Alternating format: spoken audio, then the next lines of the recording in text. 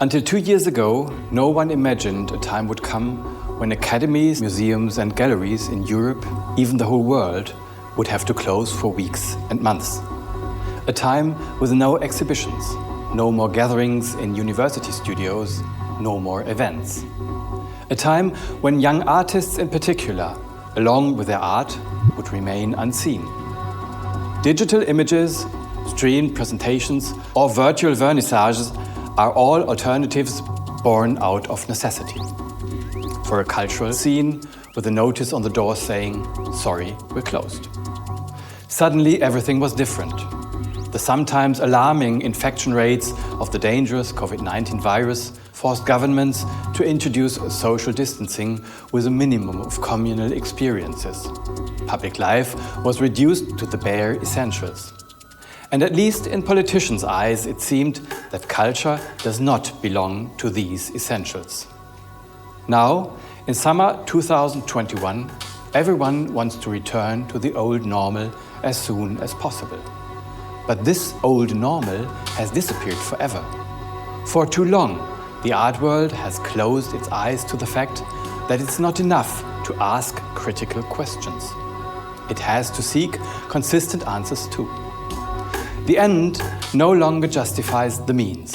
In other words, responsible artists, curators and institutions must ask these critical questions of not only their audience, but also themselves. Questions such as, how can creatives have a permanent place in future society without their livelihood being threatened again whenever a new crisis occurs? If artists are expected to take environmental aspects into account in their work, such as the need to save materials and energy, will this constrict their freedom? Can the art business cut down on all the intensive traveling to biennials, museums and events and still remain cosmopolitan, international and critical? Is a productive think global, show local possible? How should we respond to the fact that digital presentations and sales platforms, as well as video conferencing, streaming services or blockchain technology, consume vast amounts of energy in often distant locations? What's the right balance between physically experiencing works of art and seeing digital reproductions?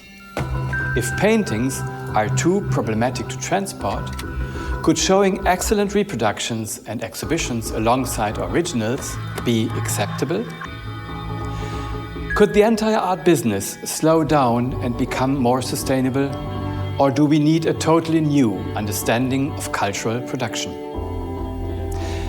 As the new normal emerges, it must be more sensitive than before. It has to be intercultural and multidisciplinary.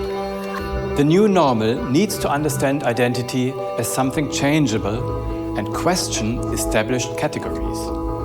It must take a holistic view of the world and redefine aesthetics. Art provides the scope we need for this.